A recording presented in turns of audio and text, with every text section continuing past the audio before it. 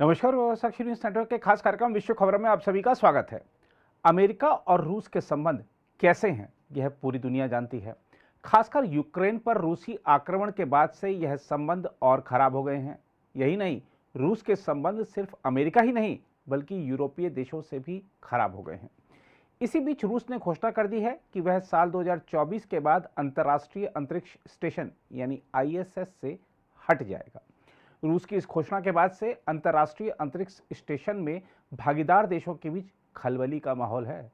उल्लेखनीय है कि अमेरिका, यूरोप, रूस, कनाडा और जापान की भागीदारी से अंतर्राष्ट्रीय अंतरिक्ष स्टेशन की स्थापना हुई थी और जिस तरह से इस स्टेशन का अब तक सफलतापूर्वक संचालन किया गया वह अंतर्राष्ट्रीय सहयोग की एक सफल मिसाल थी। लेकिन अब रूस यूक्रेन युद्ध के बाद जिस तरह के हालात बने हैं उनके बीच रूस की यह घोषणा पश्चिम के साथ एक और रूसी संपर्क के खात्मे के रूप में देखी जा रही है।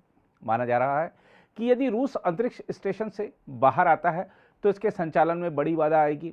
हम आपको बता दें कि अंतर्राष्ट्रीय अंतरिक्ष स्टेशन में शामिल देशों की जिम्मेदारियां बटी हुई हैं। जैसे रूस आईएसएस के 17 में से 6 मॉड्यूल संचालित करता है, जिसमें ज्वेजदा भी शामिल है। ज्वेजदा में ही मुख्य इंजन सिस्टम है। यह इंजन स्टेशन की कक्षा में बने रहने की क्षमता और खतरनाक अंतरिक्ष मलबे के रास्ते से अलग रहने के लिए महत्वपूर्ण है। रूस के आईएसएस से बाहर होने पर इन 6 मॉड्यूलों का संचालन कैसे होगा, यह सवाल अमेरिकी अधिकारियों के समक्ष खड़ा हो गया है। उल्लेखनीय है कि आईएसएस संबंधी समझौतों के तहत रूस अपने मॉड्यूल पर पूर्ण नियंत्रण और कानूनी अधिकार रखता है। रूस ने आईएसएस से 2024 के बाद वापसी की बात तो कह दी है, लेकिन यह नहीं बताया है कि इसकी रूपरेखा क्या होगी। रूस ने अभी यह भी नहीं बताया है कि क्या वह आईएसएस के भागीदारों को रूसी मॉड्यूल का नियंत्रण लेने और स्टेशन का संचालन जारी रखने की अनुमति देगा या क्या वह अपने मॉड्यूल के उपयोग पर पूरी तरह से रोक लगा देगा। हालांकि रूस ने अंतर्राष्ट्रीय समुदाय को यह आश्वासन दिया है कि वह परियोजना छोड़ने से पहले अंतर्राष्ट्रीय अंतरिक्ष स्टेशन में अन्य भागीदारों के लिए अपने दायित्वों को पूरा करेगा। रूस की इस घोषणा के बाद अंतरिक्ष वैज्ञानिकों की सबसे बड़ी चिंता 2 बातों को लेकर है। पहला, रूसी मॉड्यूल अगर संचालन में नहीं होंगे तो क्या उनके बिना अंतरिक्ष स्टेशन काम कर पाएगा। दूसरा अहम सवाल यह है कि रूसी मॉड्यूल को आईएसएस के बाकी हिस्सों से अलग कैसे किया जाएगा, क्योंकि पूरे सिस्टम को आपस में जोड़ने के लिए जो डिजाइन बनाया गया था उसमें रूसी मॉड्यूल अहम कड़ी थे। अब जब रूसी मॉड्यूल अगर हट जाते हैं तो वैसे ही डिजाइन वाले मॉड्यूल कब तक बन पाएंगे और क्या वह सफलतापूर्वक आईएसएस से जुड़ पाएंगे। आजकल दुनिया के बड़े अंतरिक्ष वैज्ञानिकों की बैठकें भी हो रही हैं जिनमें इस बात पर चर्चा हो रही है कि रूस के हटने के बाद भागीदार देशों को अंतरिक्ष स्टेशन बचाने के लिए क्या क्या करना होगा। यह भी विचार चल रहा है कि क्या अंतरिक्ष स्टेशन को पूरी तरह से हटा दिया जाए या इसे आकाश में रखने के लिए कोई रचनात्मक समाधान खोजा जाए। दूसरी ओर दुनिया यह भी जानना चाहती है कि रूस ने आखिर इतना बड़ा कदम क्यों उठाया। कई कारणों की चर्चा हो भी रही है। कुछ कारण धरती पर रूस और अमेरिका के बीच दिख रहे तनाव से संबंधित हैं, तो कई कारण आकाश में बने तनाव से भी संबंधित है। बताया जा रहा है कि हाल के महीनों में अंतर्राष्ट्रीय अंतरिक्ष स्टेशन पर कुछ छोटी मोटी घटनाएं भी हुई हैं जिस पर रूस ने कड़ा संज्ञान लिया। पहली घटना मार्च में हुई थी जब 3 रूसी अंतरिक्ष यात्री पीले और नीले रंग के फ्लाइट सूट में अपने कैप्सूल से निकले थे, जो कि यूक्रेनी ध्वज के रंग से मिलते जुलते थे। यह कदम अमेरिका को नहीं भाया।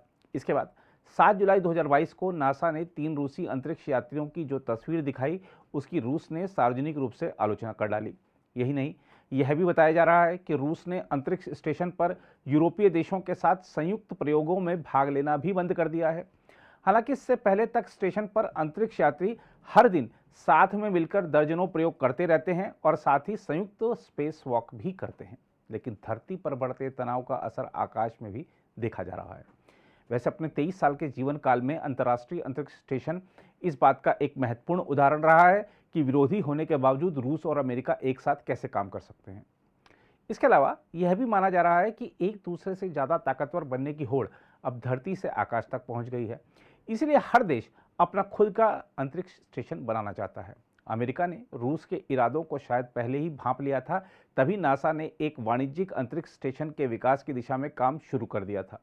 रूस भी आईएसएस से हटने के बाद अपना खुद का अंतरिक्ष स्टेशन बनाने पर ध्यान केंद्रित करेगा। हम आपको बता दें कि चीन भी इस समय अपना खुद का अंतरिक्ष स्टेशन बना रहा है। इसी सप्ताह उसके 3 अंतरिक्ष यात्री पहली बार कक्षा में स्थापित लैब मॉड्यूल में सफलतापूर्वक प्रवेश भी कर गए हैं। तो इस तरह दुनिया के बड़े देश अपना खुद का अंतरिक्ष स्टेशन बनाने के काम पर लग गए हैं। बहरहाल जहां तक भारत की बात है तो वह भी इस बात को समझ रहा है कि अगली चुनौती अंतरिक्ष से पैदा की जा सकती है। इसलिए धरती की तरह आकाश में भी अपनी मजबूती की दिशा में तेजी से कदम देश बढ़ा रहा है। नरेंद्र मोदी सरकार ने अंतरिक्ष क्षेत्र को निजी क्षेत्र के लिए खोल दिया है, जिससे भविष्य में इसके सकारात्मक परिणाम दिखेंगे। फिलहाल देश में सरकारी कंपनियों के अलावा अंतरिक्ष क्षेत्र में कम से कम 100 स्टार्टअप सक्रिय हैं, जो उपग्रहों, प्रक्षेपण यानों और कक्षा में घूम रहे उपग्रहों के लिए ईंधन भरने वाले यान का डिजाइन कर रहे हैं। अगर आप भी लेना चाहते हैं देश दुनिया की तमाम जानकारी तो आज ही सब्सक्राइब करें हमारे चैनल को। साथ ही नीचे दिए बेल आइकन को जरूर दबाएं ताकि हर अपडेट आप तक पहुंच सके।